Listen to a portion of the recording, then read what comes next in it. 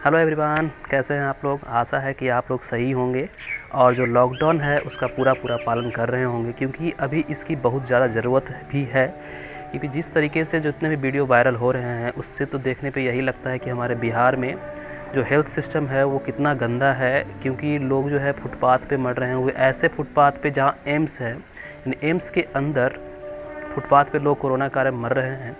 उसके बाद एनएमसीएच में एक वीडियो वायरल हुआ जिसमें श्वेता सिंह, आप जाने माने पत्रकार हैं, न्यूज़ एंकर है, जो कि एक आदमी को दिखाती हैं जो कि अपना सिलेंडर खुद लेके चल रहा है। एक ऑक्सीजन सिलेंडर जो कि भारी भरकम होता है, वो अपना सिलेंडर खुद लेके घूम रहा है वार्डों में कि कहाँ जाएं, कोई उसको पूछने वाला नहीं है। उसको पता, सारे को पता है उसका जो कोरोना टेस्ट भी है वो जो पॉजिटिव आया है, फिर भी उसको एडमिट करने के लिए सही से कोई उसको रिप्लाई नहीं कर रहा है। और एक विधायक की माँ जो एम्स में गई थी, उसके लिए बेड भी था वो सही से व्यवस्था नहीं किया गया था। 2 लाशों के बीच मरे हुए 2 लाश था, जो कोविड से मरे हुए लोग थे, 2 लाशों के बीच खाने वाला नहीं है। और भागलपुर का जो कांड आप देखे थे कि जिसमें एक दवा दुकान के सामने ही एक आदमी ने जान अपना खो दिया, को जो भी कोरोना का जो पॉजिटिव केस था वो। और एक और भी देखे थे, जब हम प्रवासी लोग जब बाहर से आ रहे थे तो भागलपुर जो स्टेशन है वहीं पे वो मर गया था। तो सिचुएशन जो है बहुत ही ख़राब है अब तो। और एक तो कोविड का चल ही रहा था, दूसरा बारिश का कहर देख रहे हैं। बिजली गिरने के कारण कई सारे लोग मारे जा रहे हैं। कल कभी न्यूज़पेपर में था कि बिजली के कारण कम से कम 17 लोगों की जान गई थी। इसके पहले जो 4-5 दिन पहले जो बारिश हुई थी उसमें भी बहुत सारे लोग मारे गए थे। और आज भी बहुत ज़्यादा बारिश हो रही है सुबह से। तो एक तो हुआ बारिश के कारण, दूसरा कोरोना के कारण, तीसरा है बिजली के कारण, और चौथा जो है अब बारिश के कारण जो बाढ़ आई है उसके कारण जो गंगा उस पार जितना भी तबाही मच रहा है, उससे तो अब यही लगता है कि हमारी सभ्यता ही एक खतरे में आ गई। जैसे इंडस सिविलाइजेशन अचानक से ख़त्म हो गई थी, लोगों को पता नहीं चला कि किस कारण से जो इंडस सिविलाइजेशन है वो ख़त्म हो गई है। तो अब मुझे भी डर लग रहा है, लेकिन ऐसा होगा नहीं। इतना जल्दी तो हम लोग का सभ्यता ख़त्म होने वाला नहीं है। तो चलिए बात करते हैं क्या कि जिस तरह से चल रहा है उसमें आपको क्या करना चाहिए। घर में रहिए, जो कि सभी लोग कर रहे हैं, मास्क लगा के चलिए। हम भी कहेंगे, हम भी कभी भी बाहर जाते हैं सब्जी वगैरह लाने, ऐसे बहुत कम जाते हैं तो मास्क लगा के ही जाता हूँ। तो आपसे भी आग्रह है कि आप भी मास्क लगा के जाएँ, और ज़्यादातर अगर नहीं ज़्यादा ज़रूरी काम नहीं है तो अवॉइड करें।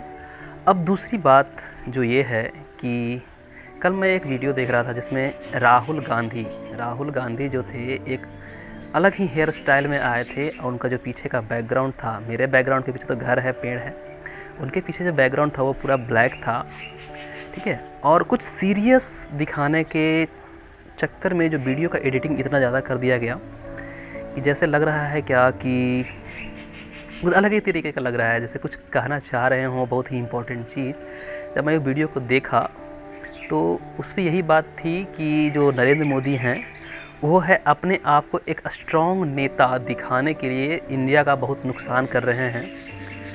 तो वो स्ट्रॉन्ग नेता दिखाने की ज़रूरत नहीं है, वो स्ट्रॉन्ग नेता हैं।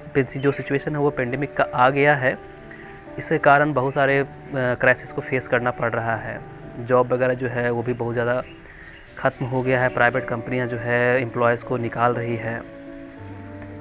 प्रॉब्लम आया है तो इसका समाधान भी होगा। इसका समाधान 3 मिनट का वीडियो, 4 मिनट का वीडियो बना के आप नहीं निकाल सकते हैं। उसके बाद उन्होंने एक स्टेटमेंट दिया था चाइना को लेकर कि चाइना कुछ नहीं कर रहा है, जो कर रहे हैं इंडिया का जो प्राइम मिनिस्टर है वही हवा उड़ा रहे हैं, और अपने आप को एक स्ट्रॉन्ग मैन दिखाने की कोशिश कर रहे हैं ताकि दुनिया में उनका दबदबा बना रहे। और ये चीज़ है इंडिया को बहुत नुकसान पहुँचा रहा है। तो मुझे तो लगता है क्या कि जो नरेंद्र मोदी का छवि जो है पूरी दुनिया में है वो तो नुकसान नहीं पहुँचा रहा है, लेकिन आपकी छवि पूरी दुनिया में जो है एक पप्पू की छवि, वो ज़रूर इंडिया का नुकसान पहुंचा रहा है। क्योंकि हमारे पास अपोजिशन में ऐसा कोई पावरफुल लीडर नहीं है जो इस तरह के लीडरशिप को एक तरह से टक्कर दे सके। हमारे देश में विपक्ष मजबूत होना चाहिए, क्योंकि जब तक विपक्ष मजबूत नहीं है सत्ता मनमानी करती है, तो सत्ता की मनमानी भी करनी नहीं है लेकिन आप एक ऐसा अपने आप में एक ऐसा चीज़ दिखाए जिससे लगे लोगों को जिसमें कि नहीं, आप में वो क्वालिटी है कि आप कुछ कर सकते हैं, नरेंद्र मोदी के सामने आप टिक सकते हैं। नरेंद्र मोदी के सामने आपकी कोई औकात नहीं है। भले आप एक प्राइम मिनिस्टर कैंडिडेट हैं, फ्यूचर में आप प्राइम मिनिस्टर बने भी, लेकिन जो क्वालिटी नरेंद्र मोदी में है वो आप में नहीं है। हाँ, हो सके इससे आप अच्छे प्राइम मिनिस्टर बने बाद में, लेकिन अभी फ़िलहाल जो आपने अपनी छवि जो बनाई है वो एक पप्पू की बनाई है, और जो नरेंद्र मोदी ने जो अपनी जो छवि बनाई है एक शेर की बनाई है। तो एक शेर और पप्पू में बहुत ही बड़ा डिफरेंस होता है, ये आपको समझना है। 3 मिनट वीडियो आप बना के सारा चीन के मामला लेके सारा जितने भी स्ट्रैटेजी है वो सारा डील कर लें, ये पॉसिबल नहीं है। तो आप एक ऐसा अपोजिशन बनाइए जिससे नरेंद्र मोदी को टक्कर मिल सके। तो मेरा वोट भी आपको जाएगा, क्योंकि ज़्यादा दिन तक सत्ता भी किसी को एक पार्टी को नहीं देनी चाहिए। ये हमारा डेमोक्रेसी है, डेमोक्रेसी में सरकारें बदलती रहनी चाहिए, तभी आपका विकास हो पाएगा। तो आप ऐसा कुछ करें कि हम अपना जो ऑप्शन है वो आपकी तरफ शिफ्ट कर सकें कि हाँ अब आपको वोट दें तो कुछ माना जाए। तो कांग्रेस पार्टी से मेरी यही विनती रहेगी कि अपने आप को एक किसी खास धर्म या किसी खास जाति धर्म के खिलाफ आप जो फेवर में रहते हैं वो ना करें। पूरे देश को अगर लेके चल सकते हैं तो चलें।